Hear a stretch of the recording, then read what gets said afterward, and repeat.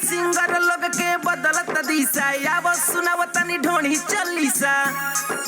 पहिले बियर ढोणी में डलले पवन भैया माजा मरले, फेर आइल ढोणी के कहानी पियरी माटी से तो पली रानी। सुन के पब्लिक भइले पागल, यूपी बिहार में बहुते बाजल। तब भइल खेसारी के नाम, ढोणी में टूटल सट के बटाम। छोड़े भाई कोइल खीसा हमरो सुना ढोणी चलीसा।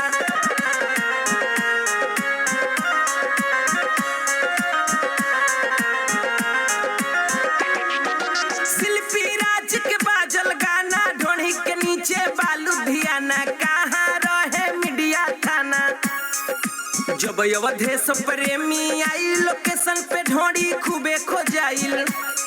प्रमोद प्रेमी चढ़े लागल, ढोणी में पानी अड़े लागल।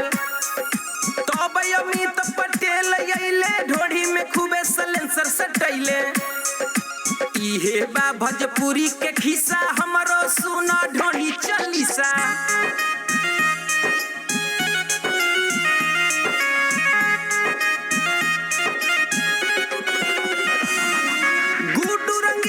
खुशबू के सोच ढोड़ी में खोपाई समियाना के चोप। जनता खूबे लुटवलस नोट, शशि लाल के जागल ताव। ढोड़ी जगे होई घाव, बुलेट राजा के आइल ढील द।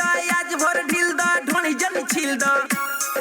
तब यल बेल बसोक आइले, ढोड़ी में 5 टकिया टकी गइले।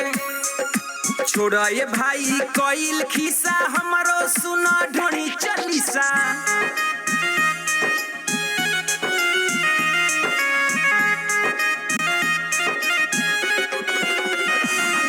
सुन मीडिया गीतिया ध्यान से, खून न फेंको अपना कन से। चंदन चंचल गइले न जान से, पतिया नतिया पटन बाद